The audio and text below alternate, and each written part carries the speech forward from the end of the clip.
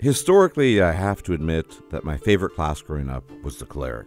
After my first campaign as a fighter, which was interesting, I started exploring the Cleric, and in subsequent years of tabletop, I really took to it. I just really liked the idea of divine magic, and above all, the individual differences between the gods and their followers. To this day, as you probably noticed, I retain a profound interest in D&D theology. In 2nd and 3rd edition, playing a cleric could be an intricate experience because of the notion of specialty priests and other archetypes, highly specialized followers of the gods, endowed with the unique powers and abilities, allowing them to truly enact the will of their deity and giving you, the player, a real sense of being different to the run-of-the-mill cleric. Now in 5th edition, much of this uniqueness has been scrapped in favor of distinctions purely along the lines of domains, which I personally find unfortunate, but it is what it is. In 5th edition, they really take center stage as the defining feature of the cleric. Which domain you pick really makes a difference. New spells and abilities are conferred upon the cleric this way, and any other distinctions are left to the role-playing ability of the player to act out,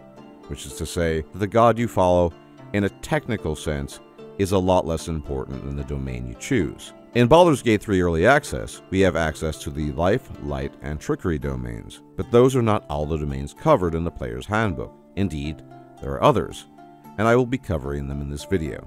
As with the previous videos, I'll be covering abilities up to level 15, my estimate of the maximum level of the full game, but in the case of clerics, unique abilities stop being granted after level 8, and unique spells after level 9, which tells us that everything covered will almost certainly be in the game. Unlike with some wizard archetypes, most of the clerical abilities can be easily implemented into the full BG3 game. Knowledge as a domain that, as could be expected, is normally associated with gods of knowledge and learning, such as Ogma, though it could easily be plausible to a god such as Moradin, creator of the dwarves, who favors practical knowledge and its applications for activities such as smithing. Of all the cleric domains on offer, many of the abilities and spells, I would argue, are probably better suited to pen and paper ultimately, as they tend to be quite passive, but the knowledge domain cleric is a sort of good skill monkey. But the question then arises whether or not a bard or rogue or some other class would not be a still better option. Cleric spells granted by the knowledge domain are at level 1, command and identify, at level 3, augury and suggestion, at level 5, non-detection and speak with dead, level 7, arcane eye and confusion, level 9, legend lore and scrying.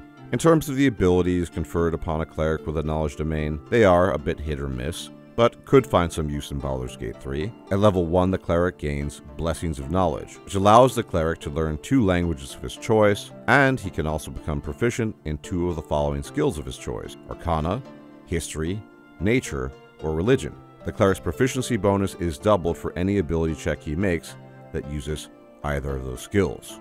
For his channel divinity ability, the knowledge domain cleric gains Knowledge of the Aegis, which starting at 2nd level allows the cleric to use his channel divinity to tap into a divine well of knowledge. As an action, he can choose 1 skill or tool, and for 10 minutes, he has proficiency with a chosen skill or tool. And this obviously could have some potential use when it comes to magic items, weapons, or a rare proficiency that you usually otherwise wouldn't be using. At level 6, the knowledge domain cleric gains the channel divinity ability called Read Thoughts. At 6th level, the cleric can use channel divinity to read a creature's thoughts. The cleric can then use his access to the creature's mind to command it. As an action, the cleric can choose 1 creature that he can see within 60 feet. That creature must make a wisdom saving throw, and if the creature succeeds on the saving throw, the cleric can't use this ability on it again until a long rest. However, if the creature fails its save, the cleric can read its surface thoughts when it is within 60 feet. The effect lasts for 1 minute. During that time, the cleric can use his action to end this effect and cast the suggestion spell on the creature without expending the spell slot. The target automatically fails its saving throw against the spell.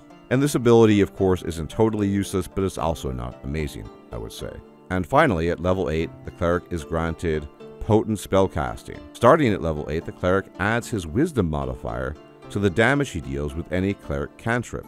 And in this case, I would argue that by the time you hit level 8, you're not constantly making use of cantrips. So although your Wisdom modifier, say +5, might be a nice thing, it isn't exactly anything to write home about. So the knowledge domain cleric is not the worst, but also not that amazing.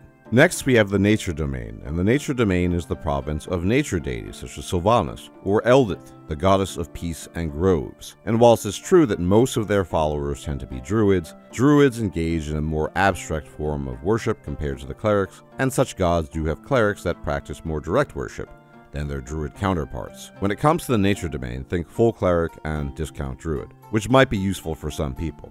In terms of the spells granted to the Nature Domain, at level 1, the cleric gains Animal Friendship and Speak with Animals. At level 3, Bark Skin and Spike Growth. At level 5, Plant Growth and Windwall. At level 7, Dominate Beast, Grasping Vine. And at level 9, Insect Plague and Tree Stride. All in all, not the worst spells, but of course you can get all these if you play a druid, which kind of begs the question as to why you would play this cleric in the first place if you're more interested in focusing on nature spells and nature-like role-playing. And at first level, the nature cleric gains the Acolyte of Nature, which grants the cleric one druid cantrip of his choice, and he also gains proficiency in one of the following skills: Animal Handling, Nature, or Survival. At level 1, nature clerics become proficient with heavy armor, and in terms of Channel Divinity, starting at 2nd level, a Nature Domain cleric can use this ability to charm animals and plants. As an action, cleric presents his holy symbol and invokes the name of his deity. Each beast or plant creature that can see the cleric within 30 feet of themselves must make a wisdom saving throw. If the creature fails its saving throw, it is charmed for 1 minute or until it takes damage. While it is charmed, it is friendly to the cleric and other creatures allied with the cleric. At level 6, the Nature Cleric gains Dampen Elements, which means at level 6, when the cleric or an ally within 30 feet takes acid, cold, fire, lightning, or thunder damage, the cleric can use his reaction to grant resistance to himself or his allies against that specific instance of damage. And at level 8, the Nature Cleric is granted Divine Strike. The cleric gains the ability to infuse his weapon strikes with divine energy. Once on each of his turns, when he hits a creature with a weapon attack, and cause the attack to deal an extra 1d8 cold, fire, or lightning damage, and the type of damage is up to the cleric. And at level 14, the extra damage is increased to 2d8. As I've suggested before, the Nature Domain is not the worst of things, but it's also not the most amazing, because if I really wanted to focus on nature magic, I would just run a druid. So this doesn't make a lot of sense to me, and I probably wouldn't choose it. And now we come to the Tempest Domain, which is probably the best of all of them. And the Tempest Domain is unsurprisingly the domain granted by gods such as Talos, the god of storms and destruction, and Umberlee, the goddess of the sea. Clerics who take this domain are granted some pretty potent spells and abilities, and again, I would argue it is the best domain if you're interested in pure offense and damage. And Tempest Domain clerics gain the following spells at their respective levels. At level 1, Fog Cloud and Thunder Wave, both pretty useful. At level 3, Gust of Wind and Shatter. At level 5, Call Lightning and Sleet Storm. At level 7, Control Water and Ice Storm. And at level 9, Destructive Wave and Insect Plague. At level 1, Tempest Domain clerics are automatically granted proficiency with martial weapons and heavy armor, and they gain the Wrath of the Storm ability.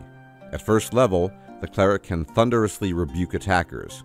When a creature within 5 feet of the cleric hits the cleric with an attack, the cleric can use his reaction to cause the attacker to take 2d8 lightning or thunder damage on a failed saving throw. He can use this reaction to cause the creature to make a dexterity saving throw, and the creature takes 2d8 lightning or thunder damage up to the cleric on a failed saving throw, and half as much damage on a successful one. And this ability can be used a number of times equal to the cleric's wisdom score with a minimum of once, and uses are regained after a long rest. And here are some of the best abilities. Channel Divinity, Destructive Wrath. Starting at level 2, the cleric can channel Divinity to wield the power of the storm with unchecked ferocity. When rolling lightning or thunder damage, the cleric can use Channel Divinity to deal maximum damage instead of rolling.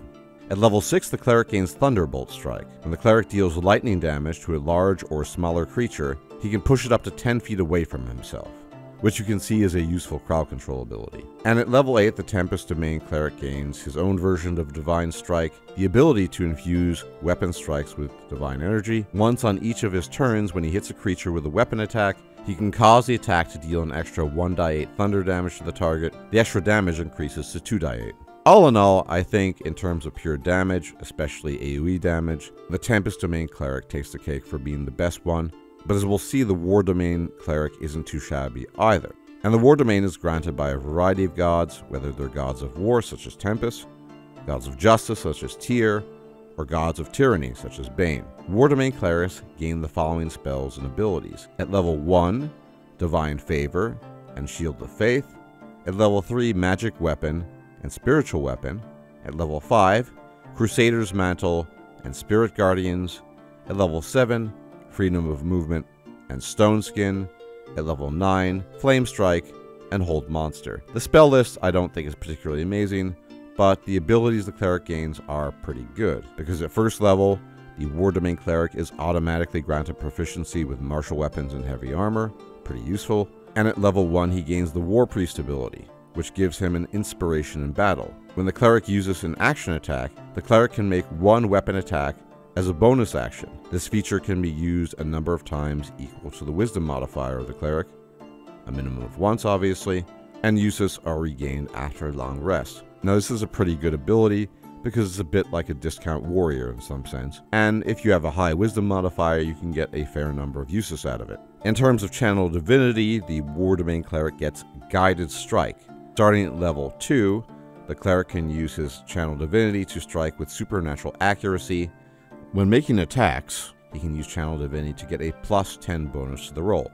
Not too bad at all, I think. In level 6, when someone within 30 feet of the Cleric makes an attack, the Cleric can use his reaction to grant that person a +10 bonus roll to his attack as well. Finally, at level 8, the War Domain Cleric gets Divine Strike, like a lot of these clerics do, and he gains the ability to infuse his weapon with divine energy.